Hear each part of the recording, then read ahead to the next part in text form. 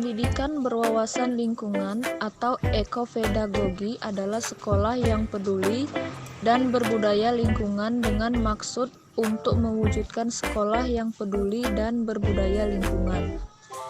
Upaya mengubah perilaku dan sikap yang dilakukan oleh berbagai pihak atau elemen masyarakat yang bertujuan untuk meningkatkan pengetahuan, keterampilan, dan kesadaran masyarakat tentang nilai-nilai lingkungan dan isu permasalahan lingkungan yang ada, pada akhirnya dapat menggerakkan keselamatan lingkungan untuk kepentingan generasi sekarang dan yang akan datang.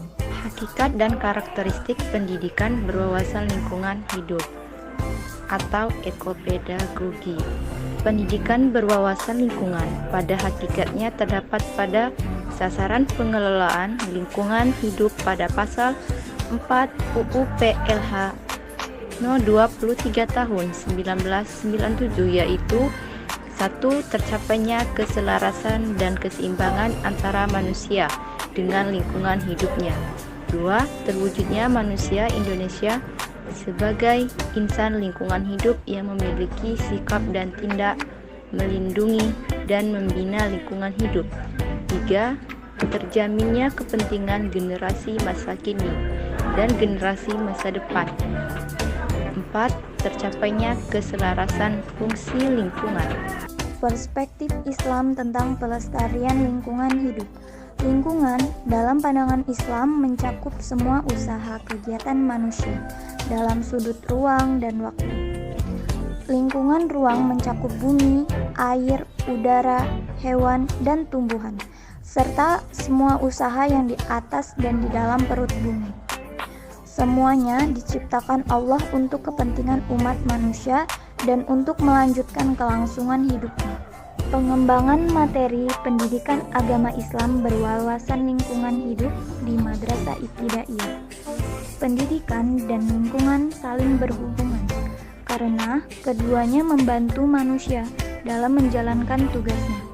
Pendidikan lingkungan hidup merupakan hal yang sangat penting diajarkan karena mengandung etika bagaimana menjaga lingkungan dengan sebaik-baiknya. Pendidikan lingkungan hidup sudah seharusnya menjadi bagian tak terlepaskan dalam dunia pendidikan, terutama dalam pendidikan Islam.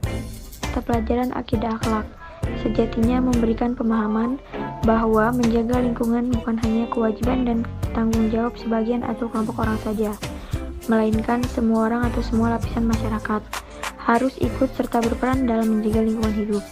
Tema-tema yang diusung belum sampai pada penanaman akidah berupa keyakinan atau ekstensi alam raya ini sebagai ciptaan dan kreasi Allah SWT untuk manusia, untuk kemudian direfleksikan dalam bentuk akhlakul karimah dalam berinteraksi dengan lingkungan hidup. Pengenalan dan sosialisasi tentang lingkungan hidup memerlukan metode khusus untuk memahami, menggali, mengembangkan akhlak lingkungan kepada peserta didik agar dapat menjadi pribadi yang memiliki perilaku ramah dan peduli terhadap lingkungan. Mengimplementasikan pembelajaran lingkungan hidup harus didasarkan prinsip pembelajaran yang dalam suasana menyenangkan, mengembirakan, penuh dorongan dan motivasi.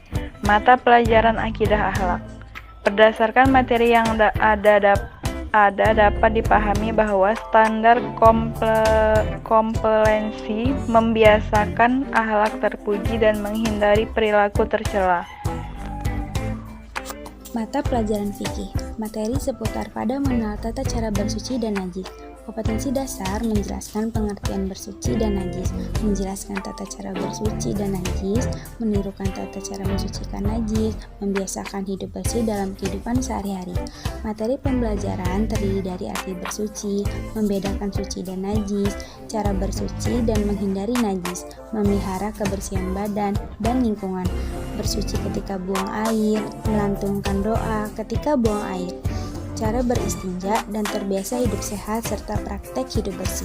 Menjaga hukum keseimbangan atau equilibrium karena terjadinya gangguan yang luar biasa terhadap salah satu unsur lingkungan hidup.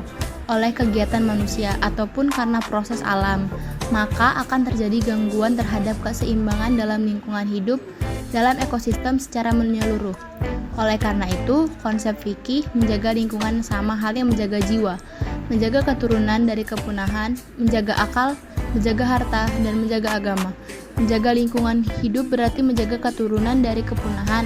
Pemahaman ini menjadikan generasi selanjutnya dapat menikmati hasil kreasi Tuhan yang penuh keindahan.